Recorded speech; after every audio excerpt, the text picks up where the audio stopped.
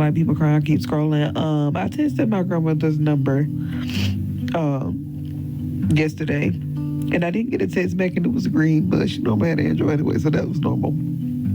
But I actually got a response today, and it made me cry for one. It was like, man, it was like, who is this? So that was confirmation that her number was given away. So that hurt, but she actually made it better. The person who had the number made it better. I'm going to show you. A grieving woman sent a simple text to her late grandmother's old phone number, expecting silence, and instead got a reply that changed the entire moment. What made this story spread so quickly was not just the shock of that response, but the fact that it led to an unexpected exchange, Stanley says, felt deeply personal while still being explainable in the real world. The number had been reassigned, and a stranger on the other end turned out to be unexpectedly kind. Please subscribe, like, and share to support Starline Daily for more verified trending stories and human interest updates, handled with care. On April 2, 2200, Shantasia Stanley says she texted her late grandmother's number with a short message that read, "Miss you," during a difficult wave of grief. The next day, she received a response. According to Stanley, her heart dropped when she saw a text come back from a contact she still had saved as her grandmother. The story begins much earlier. Stanley said she was extremely close to her grandmother, Lucille, and described her as one of the biggest supporters in her life. Public obituary records confirm that Lucille Stanley Turner died on May 18, 2004, at age 79, and list Shantasia Stanley among her grandchildren. Stanley said her grief became even harder because she missed her grandmother's funeral while caring for another sick family member. And months later, she received a copy of the obituary and kept it visible in her home as part of trying to process the loss. That is what makes the next part of the timeline so important. When Stanley finally sent the text in April 2000, she was not expecting anyone to answer.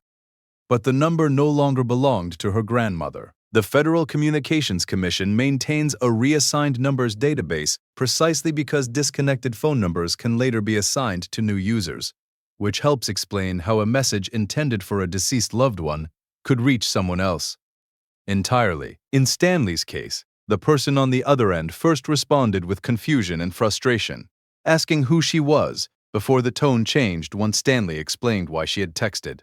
According to Stanley, that shift is what turned the exchange into a viral story. She said the recipient turned out to be a young girl, and after learning what had happened, the girl sent kind messages, sympathy, and images that Stanley felt strangely echoed her grandmother's style. Stanley also said the girl sent a video of herself singing "Girl in Green" by Maddox Batson. Official sources confirm that song exists as part Batson's official music rollout, and Stanley said the title struck her immediately because her grandmother had a favorite green dress that also appears in the obituary image she had been looking at in her kitchen. That does not mean there is any publicly confirmable supernatural explanation for what happened. The verifiable facts are simpler. Stanley texted the number had been reassigned, and a child responded with empathy that unexpectedly lined up with details Stanley associated with her grandmother. The meaning Stanley took from that moment is personal. She said she felt as though her grandmother had somehow prompted the kindness, but that interpretation is a matter of belief rather than something that can be independently confirmed.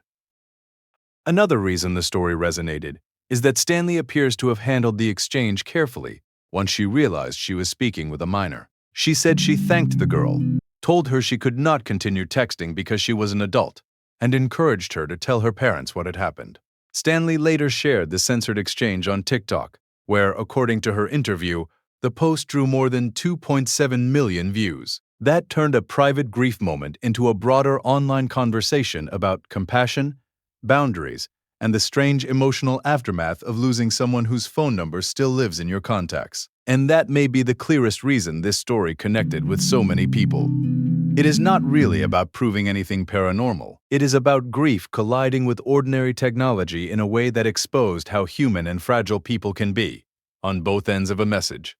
A reassigned number created the circumstance, but kindness created the moment people remembered. As of the latest public version of the story, that remains the clearest confirmed takeaway. Lucille Turner died in May 2024. Stanley texted the old number in April 2026. A young stranger replied, and a deeply emotional exchange became a viral reminder to respond with care before assuming the worst. Thank you for supporting Starline Daily, and thank you for watching.